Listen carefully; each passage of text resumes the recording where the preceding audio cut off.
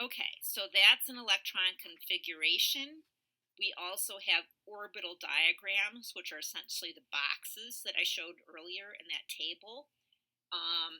And so this shows orbital diagrams for lithium, boron, and carbon. And first of all, on the left, it does show the electron configuration.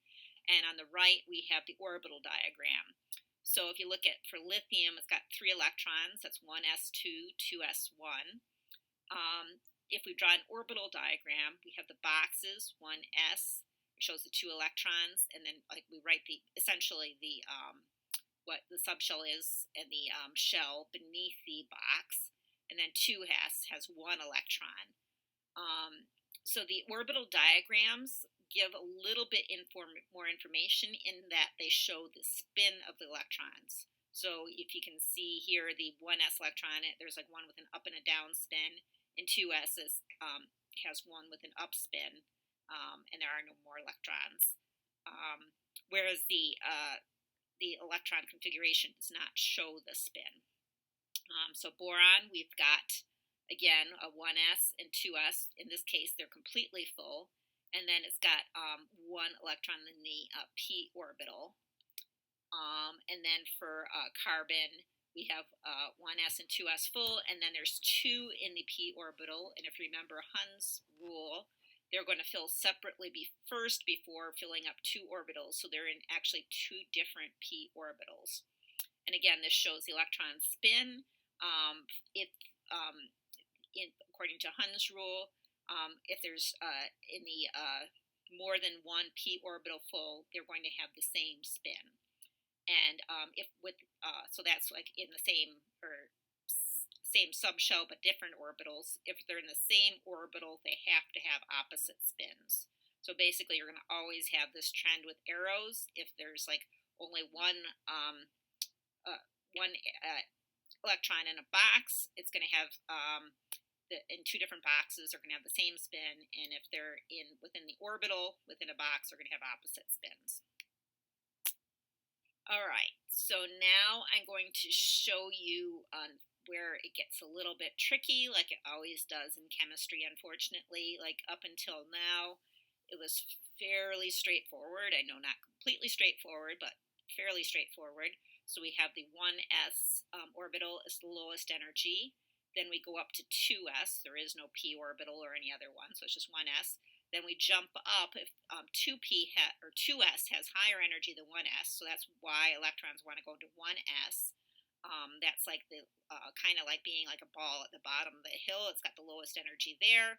But if this one's completely full, then electrons start filling 2s. If 2s completely fills up, then they start to fill 2p, which is slightly higher. 3s is higher energy than 2p. 3p is higher energy than 3s. Now this is where it starts to get funky. If we look here, you might think that 3d would fill next because it's in shell 3, but it turns out that 4s actually, the subshell actually has slightly lower energy than 3d. So for this reason, we have 3p fill, then 4s fills, then 3d fills, and then 4p fills. So the filling order depends on the energy, which doesn't completely correspond to the principal level. Okay, so this is also true for the f orbitals. They fill slightly out of order. You're not going to have to know like the f orbital filling. So it's pretty complicated. But we're just going to look at this, what we have for the orbital filling. So we stopped conveniently before we got to the d orbital.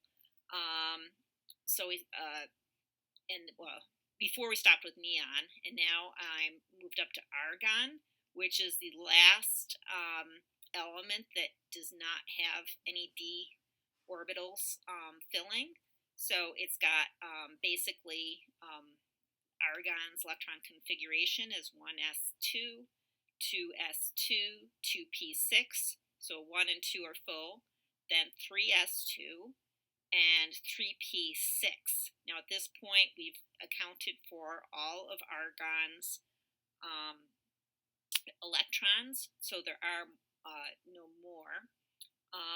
What happens after we go beyond argon? Now remember, the 4s orbital has lower energy than D. So what this means is that for potassium, which is the next atom after argon, the s orbital fills first. So potassium, it's basically the same up to 3p6, and then it's also got one electron in the fourth shell, the s1 orbital.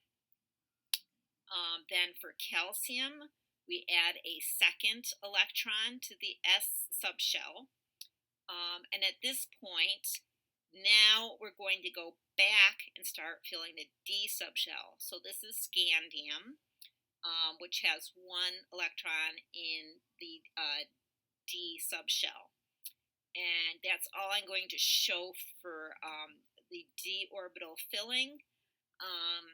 But scandium, if you look at the periodic table, and I recommend you have it near you, that scandium is actually the first transition metal. So in transition metals, the D shell is filling. So, and that's true for all the transition metals. And because of this, they fill a little bit differently than, behave a little bit differently than other elements in which the S or P subshell is filling. And I'll go into a little more detail about that later. For now, I want to draw your attention to this crazy looking diagram that's both in your book and then it's also in your periodic table handout. And it shows the orbital filling order that I just described to you. So if you look at this, we have one S fills first.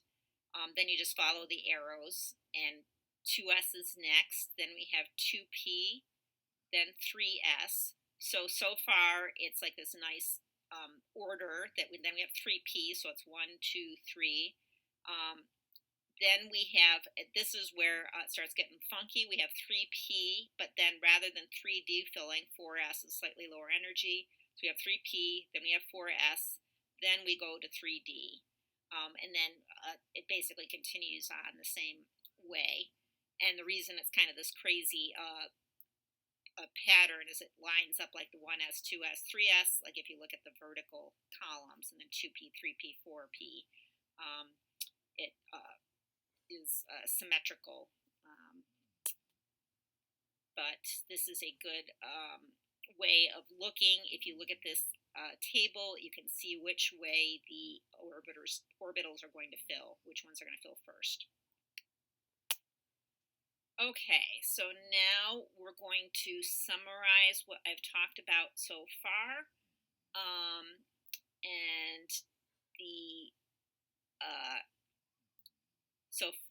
This shows the orbital filling order summary. Two rules that we learned about: the Pauli exclusion principle and Hund's rule. According to the Pauli exclusion principle, each orbital may hold no more than 2 electrons with opposing spins. So basically, if we look at an orbital diagram, this is what it looks like. Usually electrons are shown as up and down arrows. It's obviously not what electrons look like, but it's as easy a way to show spin as anything. So that's what scientists usually do. Then the second rule that we need to know is Hund's rule, and this is that p, d, and f orbitals fill with a single electron of the same spin before filling with paired electrons. And this is, we don't have to worry about this rule with the s orbitals because there's only one subshell.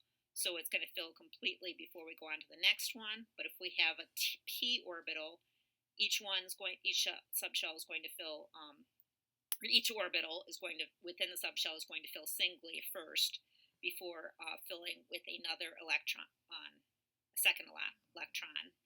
And notice that they all have the same spin. And then the third rule, so basically with these 3 rules, we can figure out how electrons are going to behave. Orbitals fill from the lowest energy to the highest energy. So the lowest energy shell orbitals are going to fill first. And to figure out what that is, you look at the at your tables, and it will tell you the filling order. This table shows the electron configuration of the noble gases. Now, notice in each case, it might be a little bit hard to see, but each noble gas has a completely full shell at its for the outer shell. So in each case, for helium, it's 1s2. There's only an s subshell in the one shell, so that's there's no p's. But for each of the other noble gases, it ends with a P6. So the P subshell is completely full, but the inner electrons shells have more and more electrons as we get to the larger noble gases. Now, the completely full shell is more stable than a partly filled shell, and for this reason, noble gases tend to be non-reactive. And the electron configuration that they have is called a noble gas configuration. Now, if we look at periodic trends, which are trends in the periodic table, we're going to look at how elements behave based on their position. And we'll first of all look at group 1. Now remember that groups are like columns in the periodic table. So group 1 is the first column. And for each of these elements, for hydrogen, it's only got one electron, so it's in 1s1. Then for lithium, the first shell is full, and then we have 2s1. And then for helium, we've got 3s1, 4s1, 5s1, 6s1, and 7s1 up to francium. So in each case, the S shell, the outermost S subshell, has one electron. These are all the same. Now notice for sodium on up, I use, rather than writing down the whole electron configuration, I wrote that sodium has the electron configuration equivalent to neon, so that's neon in brackets, plus an extra 3s1 electron. So an electron in the 3s subshell. And for potassium, it's just like argon with an extra electron. And then for barium, it's like krypton with an extra electron. And for cesium, it's like xenon. And then for francium, it's like radon. So this is actually a way to write electron configurations in as abbreviation. And you just show the electron, the noble gas configuration, which remember is like a completely filled configuration, plus whatever electrons there are. So one reason I show you this is so that you can realize that you can abbreviate the electron configuration like this.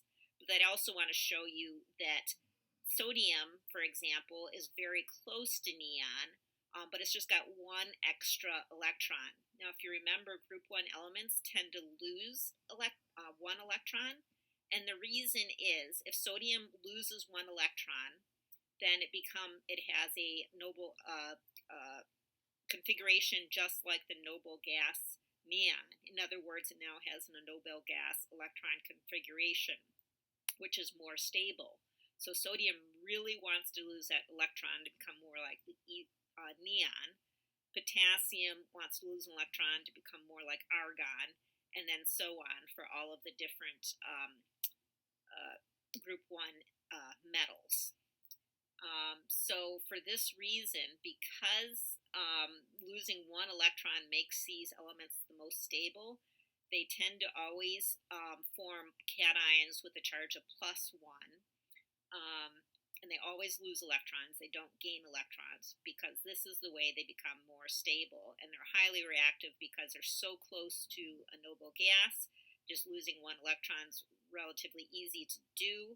So they do this to become more like the noble gas, the nearest noble gas to them on the periodic table, which is the one that's like has one less electron, or is one proton smaller.